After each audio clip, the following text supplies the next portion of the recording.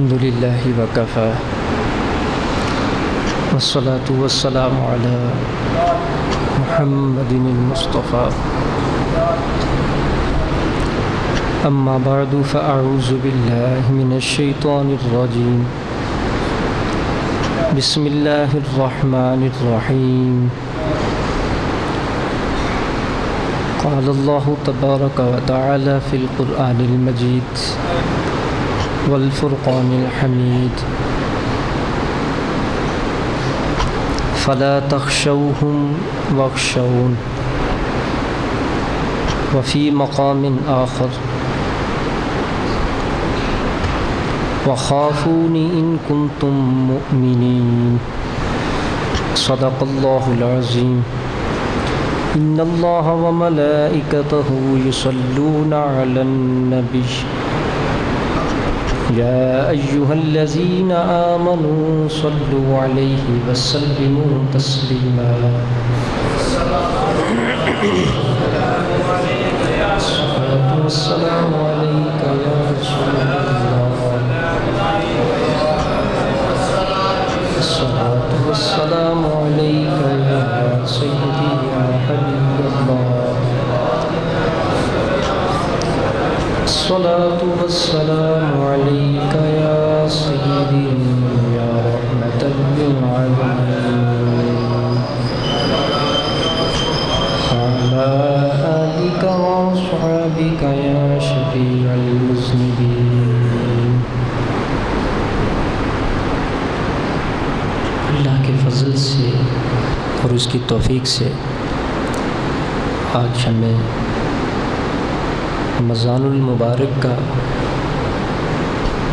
بابرکت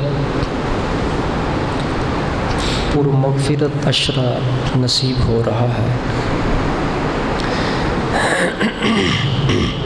رمضان المبارک کا یہ دوسرا عشرہ ہے. اس میں زیادہ سے زیادہ اپنے گناہوں کی معافی مانگنے کا حکم دیا گیا ہے.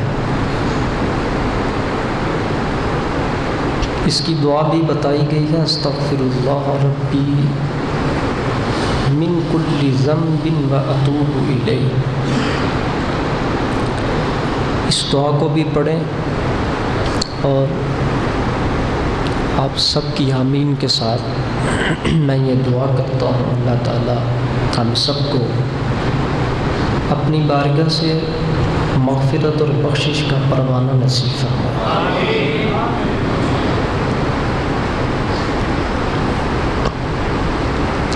انسان اپنے دل کو صحت مند بنانے کے لیے اچھی خوراک کا انتخاب کرتا ہے. انسان اپنے دل کو مضبوط کرنے کے لیے اس کے موافق پھلوں کا انتخاب کرتا ہے. انسان اپنی بہتری کے لیے اپنے جسم کا ہر وقت نفع سوچتا ہے. اللہ اکبر. ایک انسان کا دل وہ ہے جس تک دنیا کے طبیبوں کی رسائی ہے، اور ایک انسان کا دل وہ ہے جس تک اللہ کی رحمت میں غوطہ زن رہنے والے نیک بندوں کی رسائی ہے. دو چیزیں اللہ تعالیٰ نے انسان کے ساتھ رکھی ہیں، ایک جسم ہے اور ایک روح ہے، باڈی اینڈ سول. اللہ رب العزت نے بڑا انصاف فرمایا ہے اور وہ قرآن پاک میں خود فرماتا ہے تیرے رب سے زیادہ کوئی بھی انصاف کرنے والا نہیں ہے. اگر اس نے جسم پیدا کیا ہے تو اس کی بہتری کے لیے دوائیں بھی پیدا کی ہیں، اگر اس نے بیماری پیدا کی ہے تو اس نے شفا بھی پیدا کی ہے، اگر اس نے تکلیف پیدا کی ہے تو اس نے آسانی بھی پیدا کی ہے، اگر اس نے جسم کی تکلیف کے لیے اسباب پیدا کیے ہیں تو ان تکالیف کو دور کرنے کے لیے بھی اسباب پیدا کیے ہیں۔ میں کہنا یہ چاہتا ہوں، اگر جسم کے ڈاکٹر جسم کی رسائی حاصل کرنے والے لوگ اپنے جسم کی تدابیر کرتے ہیں، میرے رب کا یہ کتنا بڑا کرم ہے کہ اس مالک نے روح کی بہتری کے لیے بھی ایسے بندے رکھے ہیں کہ جب روح انسان کی میلی ہو جائے اور جب انسان کی روح گناہ کر کر کے، اللہ کی نافرمانی کر کر کے جب روح سیاہ ہو جائے، اللہ نے کچھ نگاہوں میں ایسا نور رکھا ہے کہ وہ نور اس روح کی سیاہی کو اور میلے پن کو اللہ کی دی ہوئی اس نورانی طاقت سے اور اللہ کے رسول صلی اللہ علیہ وسلم کی دی ہوئی اس نورانی طاقت سے اس روح کی سیاہی کو دور کر کے اس قابل کر دیتے ہیں کہ پھر وہ روح اللہ کو بھی پسند آ جاتی ہے، اللہ کے نبی کو بھی پسند آ جاتی ہے۔ ساری بات جو ختم ہوتی ہے وہ انسان کی صحبت پر ختم ہوتی ہے۔ میں اس موضوع کو بڑا بیان کرتا ہوں کثرت کے ساتھ۔ ایک شخص وہ ہوتا ہے جو سست ہے اور ایک شخص وہ ہے جو غافل ہے، ان دونوں میں فرق ہے۔ سست بندہ عمل کر تو لیتا ہے مگر وقت گزار کر، یہ سست ہے۔ کام کر تو لیتا ہے مگر آہستہ آہستہ، یہ سست ہے۔ غافل وہ بندہ ہے کہ جس کو عمل کی خبر ہی نہیں ہوتی، عمل کرتا ہی نہیں ہے، یہ غافل ہے۔ نبی کریم صلی اللہ علیہ وسلم نے سستی سے بھی پناہ مانگی اور غفلت سے بھی پناہ مانگی۔ یا اللہ سستی سے بھی اور غفلت دونوں سے محفوظ فرما، مگر سستی اتنی نقصان دہ نہیں ہے جتنی غفلت نقصان دہ ہے۔ سستی کے مقابل میں غفلت زیادہ نقصان دہ ہے اور اپنے مقام پر سستی بھی بہت نقصان دہ ہے۔ آج روزہ ہمارا دوسرا عشاء چل رہا ہے نا۔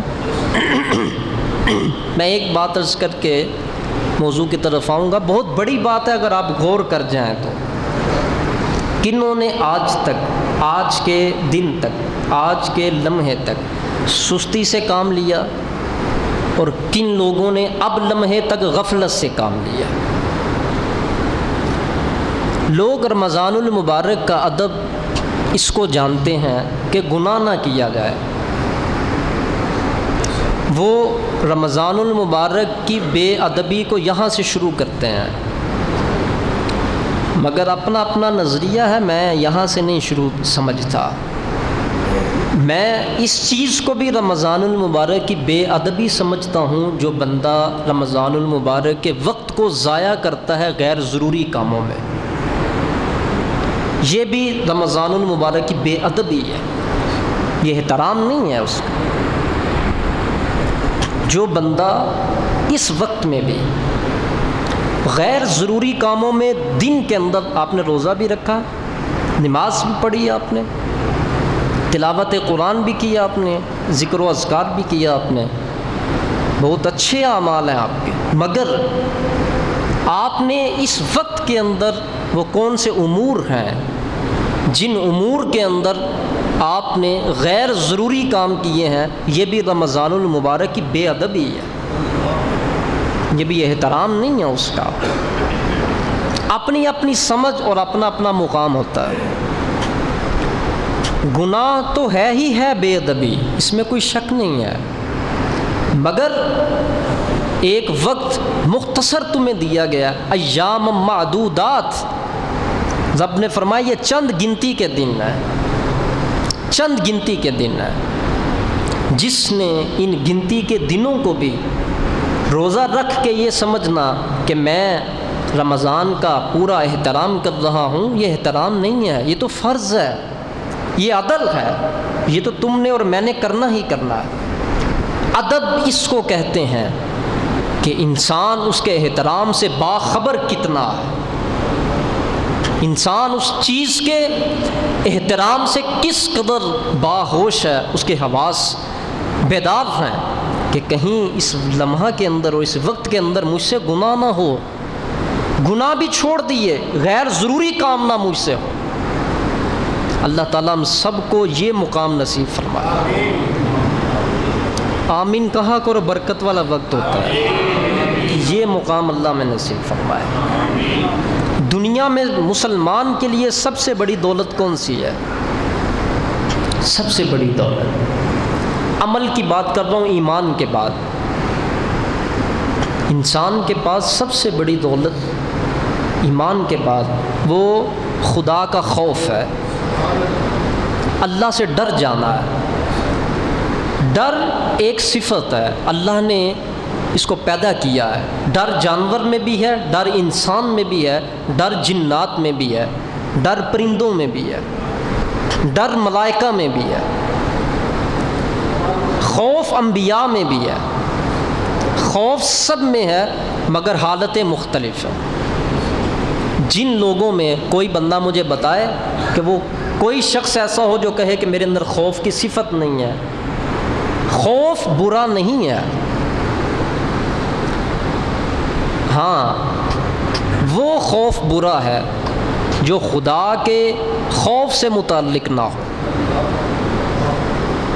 وہ خوف برا ہے جو خدا کے خوف سے متعلق نہ ہو۔ اندھیرے سے لوگ ڈر رہے ہیں، یہ کوئی ڈرنے والی بات ہے؟ رات گئے حصے کے اندر نوجوان بندہ، کڑیل جوان، شی جوان، قبرستان کا منہ نہیں کرتا ہے، جوانی ساری ڈھیر ہو جاتی ہے، رات کے 2 بجے کے بعد قبرستان کی طرف چہرہ کرنے کو دل نہیں کرتا۔ اور کیسی حقیقت ہے، ادھر جانے کو، چہرہ کرنے کو اس کا دل نہیں کرتا جدھر اس نے ہمیشہ رہنا ہے۔ اور کتنی حقیقت ہے یہ بات، انما یتقبل اللہ من المتقین وخافونی ان کنتم مؤمنین فلا تخشونہ واخشون۔ اللہ کے بندے میں اور دنیا کے بندے میں سب سے بڑا یہی فرق ہے۔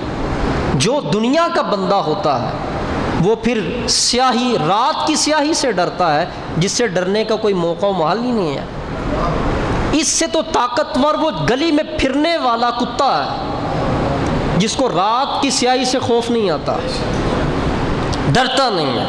وہ بلی چھوٹی سی، چھوٹا سا جانور، وہ اس سے زیادہ طاقتور ہے جس کو رات کی سیاہی سے ڈر نہیں لگتا۔ وہ چھوٹا سا پرندہ ہے جو قبرستان میں بھی گھوم پھر رہا ہے، وہ تجھ سے زیادہ طاقتور ہے۔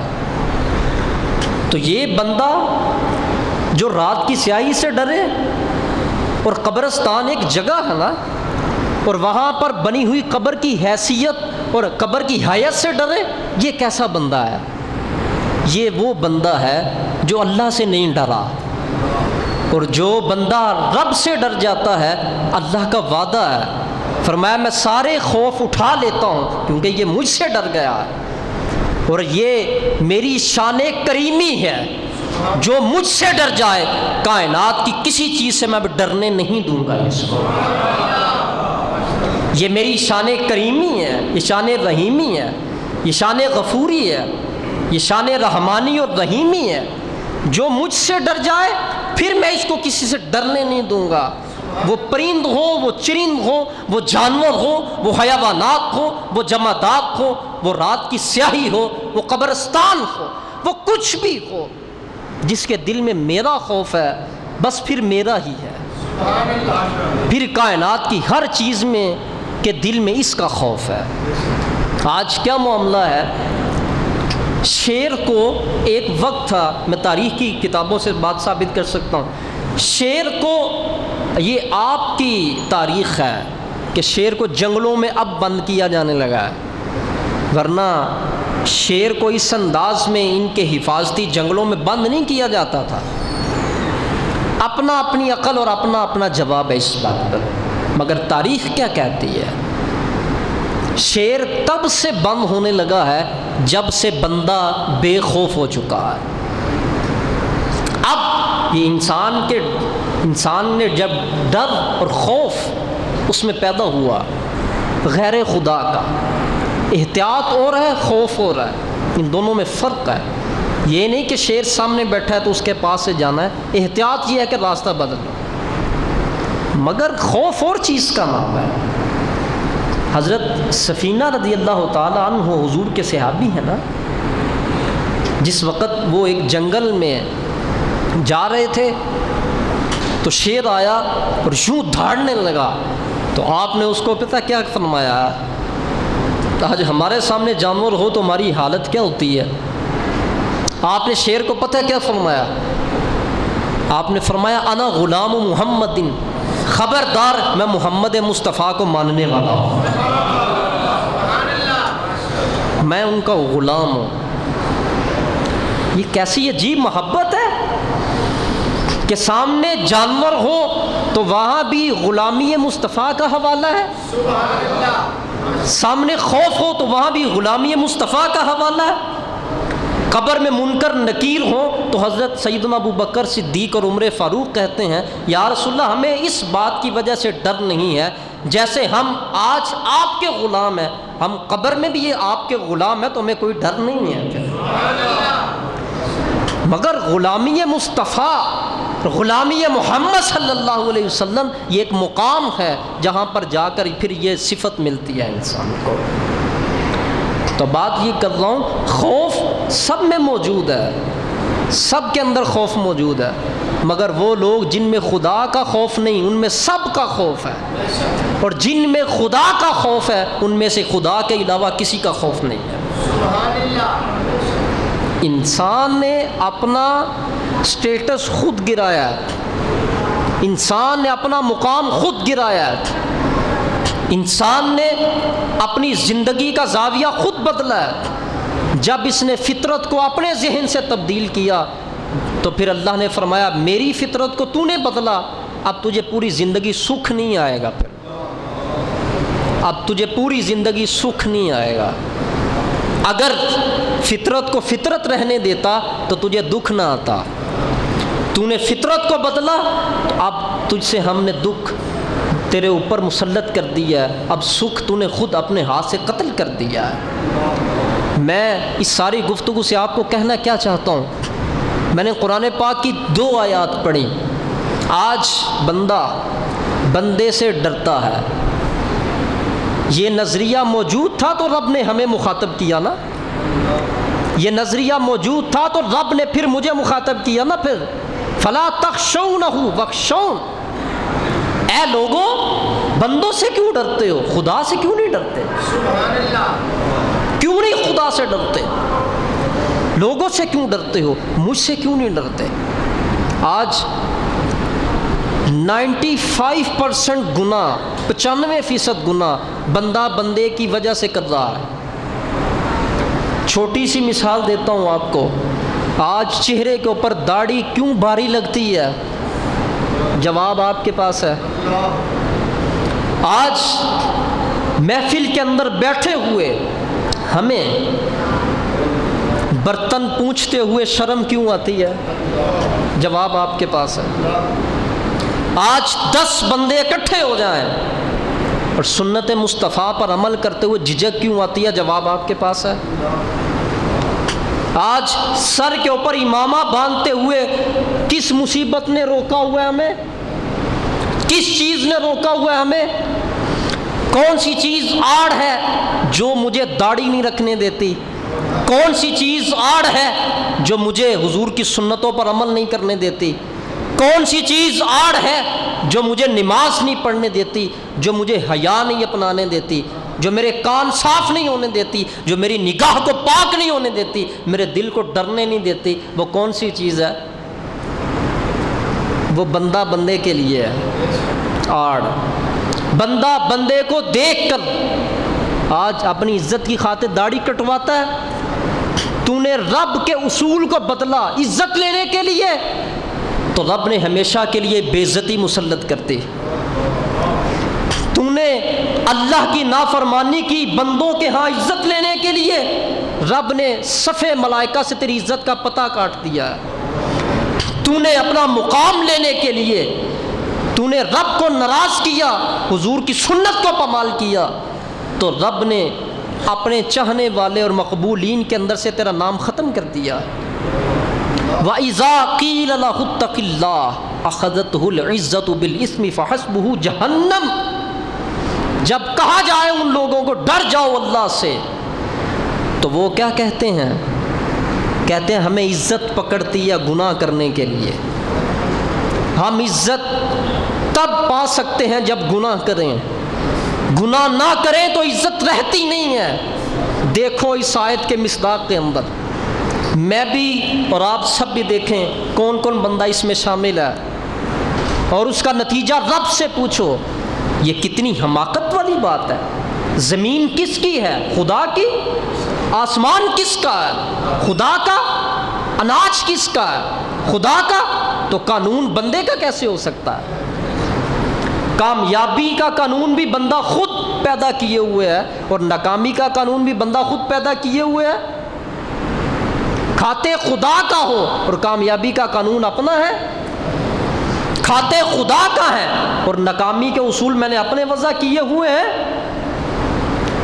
اور دیکھو اس آیت کو دیکھو، اللہ تعالیٰ نے پارہ نمبر 2 کتنی واضح حقیقت ہے۔ وہ لوگ جب ان کو کہا جائے ڈر جاؤ اور گناہ نہ کرو، خدا سے ڈر جاؤ، یہ خلاف شریعت کام ہے، اللہ سے ڈر جاؤ، یہ خدا کے عذاب کو دعوت دینے والا کام ہے، ڈر جاؤ، یہ حضور کی سنت کی مخالفت کر رہا ہے۔ اور وہ لوگ ڈرتے نہیں ہیں، اپنی عزت بنانے کے لیے گناہ کرتے ہیں، تو رب نے فرمایا فحسبہ جہنم، ایسے تمام لوگ دوزخ میں جائیں گے۔ یہ تمام طبقہ، تمام گروہ، تمام جماعت، تمام جمگٹھا، یہ سب دوزخی جمگٹھا ہے۔ عزت بچانے کی خاطر گناہ کرنے والوں، عزت بچانے کی خاطر حضور کی سنت کا قتل کرنے والوں، اور عزت بچانے کی خاطر رب کو ناراض کرنے والوں، اللہ نے نتیجہ دے دیا ہے، رب نے پیغام دے دیا ہے۔ اب جیسے آج تک ہٹ درمی کی زندگی گزر رہی ہے، نتیجہ آپ کے پاس ہے، رب نے دے دیا نتیجہ، اور بتانا علماء، واعظین، عارفین، اولیاء اللہ، مشائخ کا کام ہے، انہوں نے بتا دیا۔ اب اختیار انسان کے پاس ہے۔ وَهَدَيْنَاهُ النَّجْدَيْنِ، ہم نے 2 راستے پیدا کیے، اچھا اور برا۔ عقل تجھے دی، کس پہ چلتا ہے تیری مرضی ہے۔ میں پوچھ لوں گا تجھ سے، تو نے کس کو اختیار کیا اور کیوں کیا؟ مولا تیرا پسندیدہ راستہ کون سا ہے؟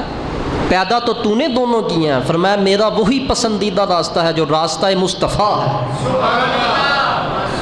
جو صراط محمد ہے، جو طریقے محمد ہے، طریقے صحابہ ہے، طریقے اولیاء ہے۔ آج ہم نے اس معاشرے کو پرا گندہ کیا، ہم نے خود کیا نا۔ ہم تمام مسلمان بیٹھے ہوئے ہیں نا، ہم نے آج آپس میں ہم نے خود دین کی جڑوں کو اکھیڑا، ہم نے عزت کے اصول خود پیدا کیے، بے عزتی کے اصول خود پیدا کیے۔ ہوا کیا پھر؟ ہوا کیا؟ عزت نام کی کوئی چیز نہیں رہی، اور بے عزتی کی وہ انتہا جو کبھی متصور نہ تھی۔ آج ہم کہاں پر کھڑے ہیں؟ میں نے یہ سمجھ لیا، میں نے حضور کا کلمہ پڑھا، میں نے یہ سمجھ لیا، میں نے بیعت کی تو میں بخشا گیا ہوں۔ کتنی سستی امید ہے یہ جو رب سے لگائے بیٹھے ہو آپ۔ اللہ کا نبی، رب کا پیغمبر جس پر کل قرآن اترتا ہے، دوزخ کا تذکرہ وہ سنے تو رونا شروع کرتے ہیں۔ جن کے ہاتھ میں حضور ٹکٹ دیں جنت کا، ان کی ساری ساری رات رو کر گزرے۔ تذکرہ نہیں پڑھا حضرت ابو بکر صدیق کا، حضرت عمر بن خطاب کا، حضرت سیدنا عثمان بن عفان کا، اور حضرت علی بن ابی طالب رضی اللہ تعالی عنہم کا؟ ہم نے تذکرہ نہیں پڑھا؟ جن کو حضور نے جنت کا ٹکٹ دیا، تم جنتی ہو، مگر اس کے باوجود خشیت کا یہ عالم ہے۔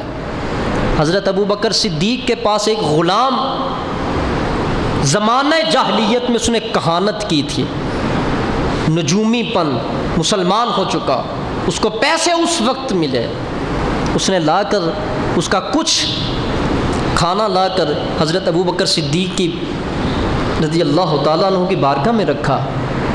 آپ نے اس میں سے ایک لقمہ لیا اور پوچھا، اے غلام، یہ کھانا کن پیسوں کا ہے؟ اس نے کہا، حضور جب زمانہ جاہلیت میں تھا تو نجومیت کا کام کرتا تھا، وہ رقم اب ملی ہے۔ تو آپ نے فرمایا، استغفر اللہ العظیم، استغفر اللہ العظیم۔ خوف خدا کی وجہ سے جسم کانپنا شروع ہو گیا، تھرتھرانا شروع ہو گیا، اور کپکپاہٹ کے ساتھ اٹھ کھڑے ہوئے اور اپنی انگلی کو اپنے حلق کے اندر ڈال کے کہہ کر کے سارا کھانا باہر نکال دیا، اور رب کی بارگاہ میں دعا کی، یا اللہ مجھے معاف کرنا، مجھے اس بات کا علم نہیں تھا۔ آج حرام کماتا ہے بندہ، سود کھاتا ہے، جھوٹ بول کے روزی کماتا ہے، فراڈ کرتا ہے، بہن بھائیوں کے حصوں کے اوپر سانپ بن کے بیٹھا ہوا ہے۔ آج لوگوں کا قرض دینا ہونے کے باوجود نہیں دیتا، آج مقروض ہے، پیسہ بھی موجود ہے مگر قرض میں تاخیر کرتا ہے۔ تو حضور نے فرمایا 17 گنا، اس کو ایک گناہ نہیں، اس کے بدلے میں 17 گنا زیادہ گناہ اللہ دیتا۔ اور جو بندہ جس نے کسی کا قرض دینا ہو اور وسعت بھی موجود ہو پھر قرض نہ دے، اس کی مثال یوں ہے جیسے تیزی کے ساتھ میٹر چلتا ہے بجلی کا، ایسے گناہوں کا میٹر تیزی سے چلتا ہے۔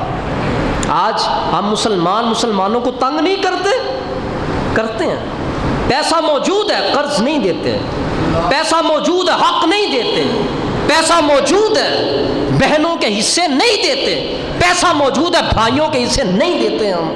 یہ سب کچھ کیا ہے؟ انما یاکلون فی بطونہم نارا۔ ایسے وہ لوگ جو یہ عمل کر رہے ہیں وہ اپنے پیٹ کے اندر دوزخ کی آگ بھر رہے ہیں، دوزخ کی آگ بھر رہے ہیں اپنے پیٹ کے اندر۔ میں آسانی سے ایک بات عرض کرنے لگا ہوں، اس میں مجھے کوئی تکلف نہیں ہے بات کرتے ہوئے، بالکل تکلف نہیں ہے۔ وہ بندہ جس کی زندگی کے آخری لمحات جیسے ہوں گے، سمجھ لو جوانی کیسی گزری ہے۔ زندگی کے آخری لمحات سب کچھ بتا دیتے ہیں، جوانی کا عرصہ کیسا تھا۔ وہ خفیہ راز بھی کھول دیتا ہے بڑھاپا، وہ تکالیف، وہ چہرے کی رنگت، وہ رب کی ناراضگی، وہ ذکر اللہ سے دوری، وہ غفلت، نماز کے قریب نہ آنا اور گناہ پہ گناہ کیے جانا۔ بڑھاپا سارے راز کھول کے رکھ دیتا ہے، سارے راز کھول دیتا بڑھاپا۔ یہ بات ذہن میں رکھیے گا۔ جو لوگ بوڑھے ہو چکے ہیں اس کے باوجود بھی گناہوں کے اندر ملوث ہیں، ابھی تک گناہوں کی تلویث ہے۔ اور گناہ بھی وہ جو نوجوان کرتے ہیں وہ بڑھاپے میں وہی گناہ کرتے ہیں۔ شریعت میں جو 40 سال سے اوپر چلا گیا وہ بوڑھا ہے، یہ بات ذہن میں رکھیے۔ جو 40 سال سے اوپر گیا شریعت محمدیہ میں وہ بوڑھا ہے، اس کے اوپر بوڑھے والوں کے احکام نافذ ہوتے ہیں۔ طاقت اور بدن کا قوا اور مضبوط ہونا یہ جوانی نہیں ہے، پیری اور پیرانہ سالی یہ نہیں ہے کہ تم سے اٹھا نہ جائے، یہ پیرانہ سالی یہ نہیں ہے۔ شریعت میں عمر کے ساتھ لمٹ ہے جوانی، 40 سال تک جوانی کا اجر ہو رہا ہے، اور جب 40 سال سے اوپر گئے اب جوانی کا اجر نہیں ملے گا، اب بڑھاپے کا عمل شروع ہے، اجر بھی بڑھاپے کا ملے گا۔ اپنے آپ کو جوان سمجھنے والے لوگ ہوش کریں ذرا، ہم کدھر کھڑے ہیں؟ آج رمضان المبارک ہمارے پاس کس قدر تیزی سے گزر رہا ہے، کس قدر تیزی سے گزر رہا ہے۔ مگر سوچے تو صحیح، سحری کے وقت میں اٹھنا تو نصیب ہوتا ہے، ایک جملہ عرض کرتا ہوں، سحری کے وقت میں اٹھنا تو نصیب ہوتا ہے، مگر رونا کسے نصیب ہوتا ہے؟ سحری کے وقت کے اندر، سحری کے کھانے کے اوپر اور متنوع اقسام کے اوپر تو تمام لوگوں کی نظر ہوتی ہے، اور رات کو پلاننگ ہوتی ہے، میں نے یہ چیز کے ساتھ سحری کرنی ہے، اور افطاری کے وقت میں 5 10 قسم کی ڈشوں کا اہتمام تو ہوتا ہے، مگر کتنا غافل ہے یہ بندہ کہ سحری کے وقت میں رونا بھول جائے اور افطاری کے وقت میں دعائے مغفرت کرنا بھول جائے۔ میرے حضور نے کیا فرمایا تھا؟ افطاری کے وقت کے اندر اے انسان تیری دعا قبول ہوتی ہے۔ کون سے وہ لوگ ہیں جو افطاری کے وقت میں کھانے سے زیادہ مغفرت کے طالب ہیں؟ کون سے وہ لوگ ہیں جو سحری کے وقت میں سحری سے زیادہ اپنے رب کی بارگاہ میں رونے کے زیادہ طلبگار ہیں؟ یہ بھی غفلت ہے، یہ بھی غفلت ہے جس کو یہ معاملہ نصیب نہیں ہے۔ آج نکلو، یہ ایک پوائنٹ میں نے دیا، ایک پوائنٹ آپ اس کو ایک سمجھ رہے ہیں، میں اس کو بہت بڑی کھائی سمجھتا ہوں، بہت بڑی کھائی ہے یہ، جس نے ہماری زندگی کو اجاڑ کر رکھ دیا۔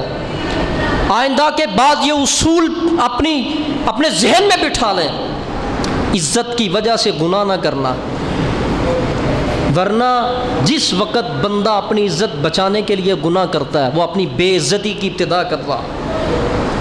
جس بندے نے رب کو ناراض کرنے کے لیے شریعت کے خلاف عمل کرنے لگا، وہ اپنی بے عزتی اور اپنے جہنم کی طرف اقدام کر رہا ہے۔ حضور صلی اللہ علیہ وسلم نے ارشاد فرمایا، سونا مرد کے لیے حرام۔ یہ کسی عالم کا قول ہے؟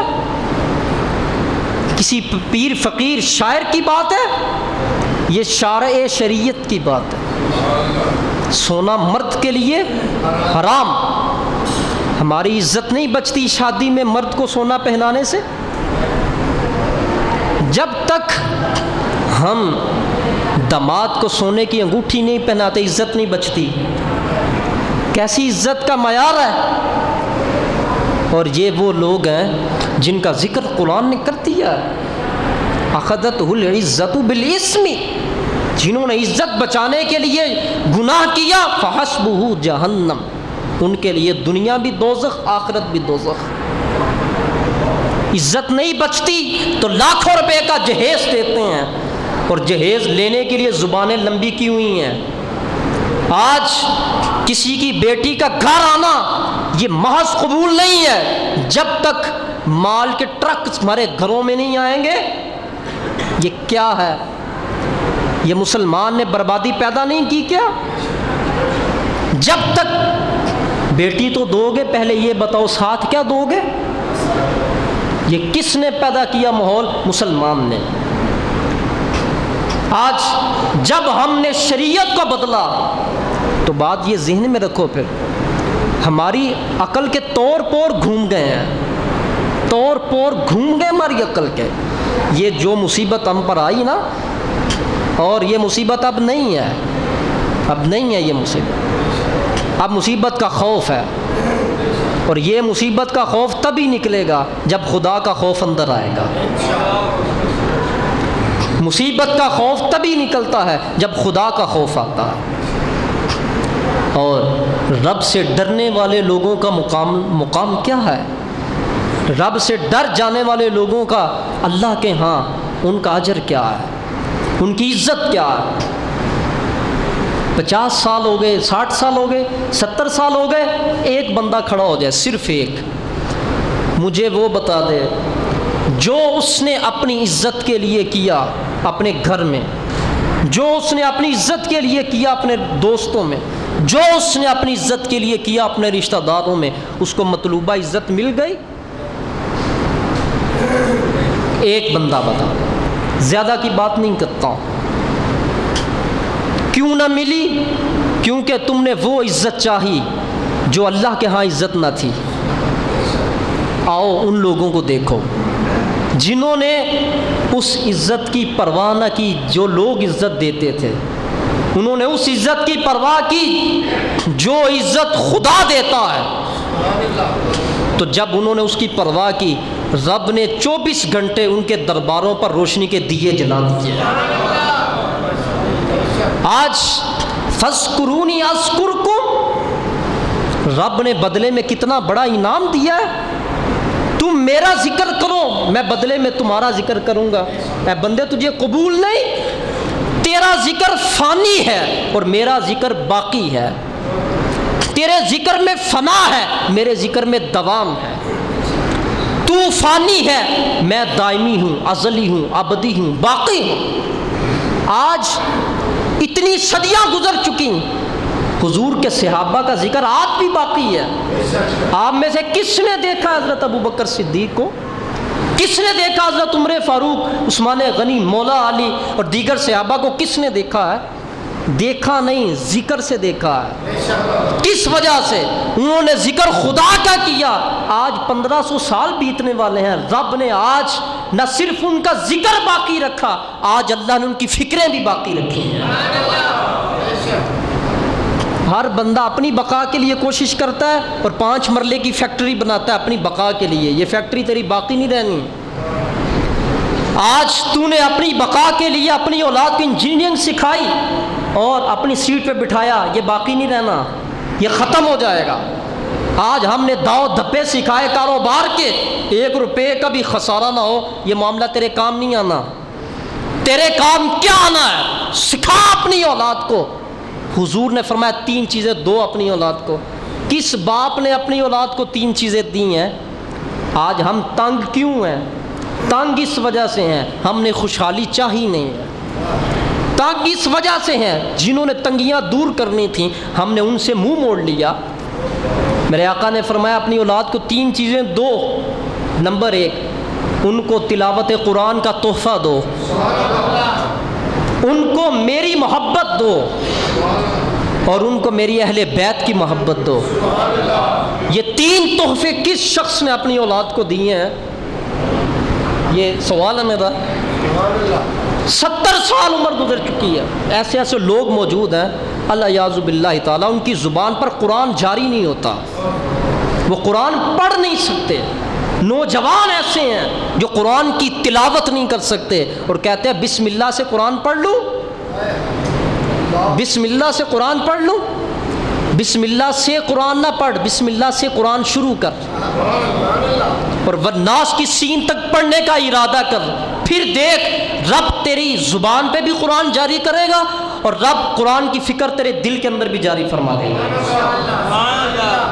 لاکھوں روپے کی تعلیم دی اولاد کو، بولی یہ دی، اس میں تلاوت قرآن دی ہے، فکر قرآن دی ہے، وہ لاکھوں ضائع ہے۔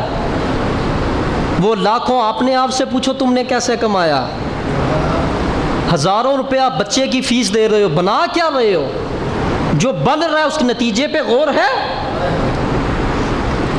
تلاوت بچوں کو نہیں آتی، قرآن پڑھنا بچوں کو نہیں آتا، پکی بات ہے۔ چلو ہم تو کنجسٹڈ مائنڈ ہو گئے، تنگ ذہن لوگ ہو گئے، کھلے ذہن والے لوگ اپنے کھلے ذہن سے قرآن پڑھ کے دیکھیں۔ مولوی تنگ ذہن ہوتا ہے جو پردے کی اہمیت بتاتا ہے، جو حضور کی شریعت بتاتا ہے، جو نبی پاک کا راستہ بتاتا ہے، جو مردوں اور عورتوں کا اختلاط ختم کرنے کی تبلیغ کرتا ہے، یہ تنگ ذہن ہوتا ہے۔ چلو جو کھلے ذہن والا ہے اس نے اپنے کھلے ذہن سے آج تک پاکستان میں کتنی خوشحالی پیدا کی ہے۔ آج تک جب سے تم نے پاکستان لیا سب کھلے ذہن والے ہی بیٹھے ہیں نا، تنگ ذہن والوں کو تو ابھی ملی نہیں ہے کوئی کرسی، سب کھلے ذہن والے بیٹھے ہیں۔ تم نے کتنا کو پاکستان کو خوشحال کیا ہے؟ یہ خوشحالی نہیں ہوگی، کس وجہ سے؟ کیوں؟ یہ پاکستان تم نے نہیں لیا، یہ پاکستان میرے مصطفیٰ نے دیا، یہ پاکستان حضور نے دیا ہے، یہ پاکستان حضور کے اولیاء کی قربانیوں کا ثمرہ اور نتیجہ ہے۔ جب تک درخت کو اس کی طبیعت کے موافق پانی نہیں دو گے اس پر پھل نہیں آتا۔ تم نے درخت کون سا لگایا اور پانی کون سا دے رہے ہو، تمہیں پھل نہیں ملنا۔ اس درخت کی جڑوں کے اندر میرے حضور کی محبت ہے، اور اللہ کی قسم ہے اس درخت کے اوپر پھل تبھی لگے گا جب اس پاکستان کے اندر نظام مصطفیٰ کی بہار آئے گی۔ اور ادھر تو آنی ہے کہ نہیں آنی میری دعا ہے۔ اپنے گھروں والے تو بیٹھے ہو کہ نہیں بیٹھے ہو؟